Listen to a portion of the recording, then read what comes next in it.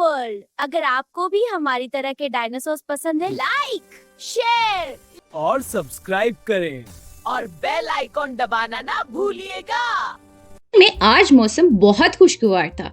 हल्की हल्की हवा चल रही थी, दरख्त आहिस्ता आहिस्ता हिल रहे थे और पत्ते सरसरा रहे थे। इसी जंगल में हमारी प्यारी पिंक डायनासोर पीकू आज अकेली सैर कर रही थी। तितलियों को देखती हुई वो गुनगुना रही थी, मन के तितली दिल उड़ा उड़ा उड़ा है कहीं दूर। अरे देखो, ये तितली तो कितनी प्यारी है, इसको पकड़ती हूँ, पकड़ो पकड़ो पकड़ो। इस तरह वो गुनगुनाती हुई आगे पीछे भागती हुई जा रही थी। कभी तितलियों के पीछे पड़ती और कभी दरख्तों के साए में रुककर आसमान की तरफ देखती।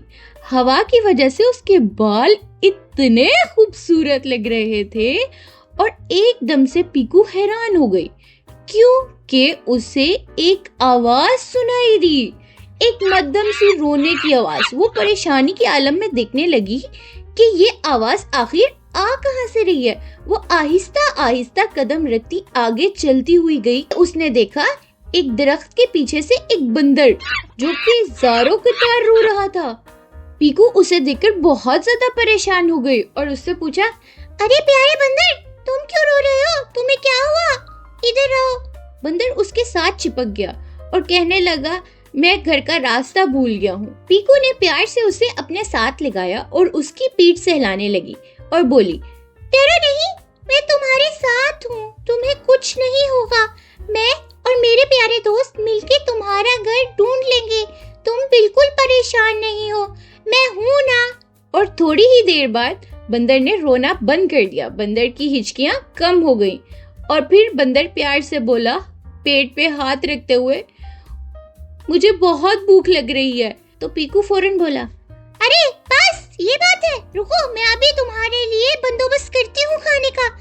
पीकू और बंदर आगे चले और उन्होंने देखा कि वहाँ दरख्तों के साथ बहुत सारे केले लटक रहे हैं और वो बहुत ज्यादा केले होने की वजह से नीचे गिर रहे थे। पीकू ने बंदर को लिया और उन दरख्तों के पके हुए केलों में से कुछ केले उतारने का सोचा।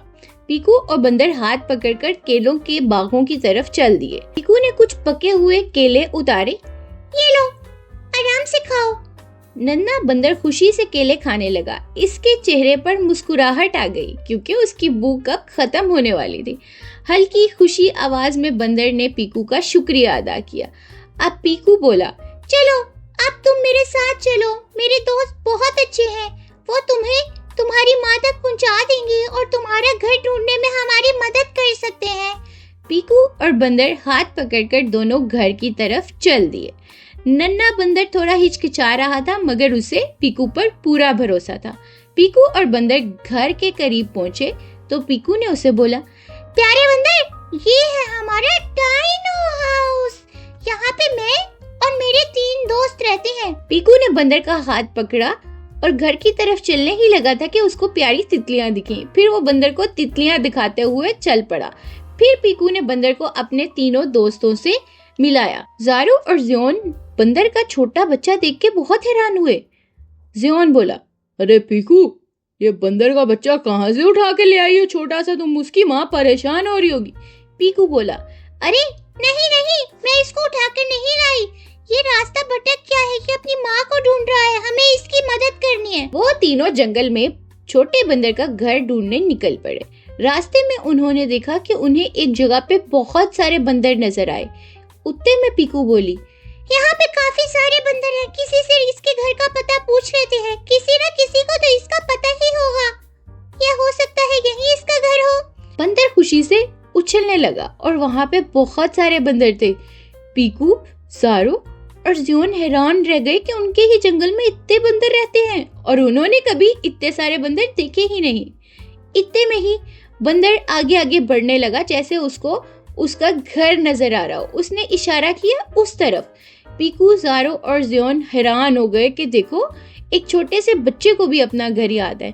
इतने में ही वो भागते हुए चले जा रहे थे और बंदर भी उनके साथ खुशी में भाग रहा था। वो पीकू को चिपक रहा था और उसका शुक्रिया अदा कर रहा था। इतने में ही उनको एक माँ नजर आई भागती हुई और बच्चा भी उसकी तरफ लपका। वो थी बंदर की माँ। बंदर उसके साथ चिपक गया और बहुत ज्यादा खुश हुआ। बंदर की माँ बहुत खुश थी और वो कह रही थी, तुमने मेरे बच्चे की जान बचाई, तुम्हारा बहुत शुक्रिया। और पीकू ने दिल में ही सोचा, मदद करना कितना अच्छा होता है और घर सबसे ज्यादा महफूज जगह होती है। पीकू, ज़ारू और ज़ियोन अपने घर की तरफ चल दिए। उन्होंने बंदर और उसके बच्चे को बाय बाय किया और कहा फिर मिलेंगे। बंदर ने कहा दोबारा जरूर आना। पीकू, ज़ारू और ज़ियोन अपने जंगल की तरफ चल दिए। बंदर और उसका बच्चा उसको दूर से देखते हुए खुश हो रहे थे और उन्हें बाय बाय कर रहे थे।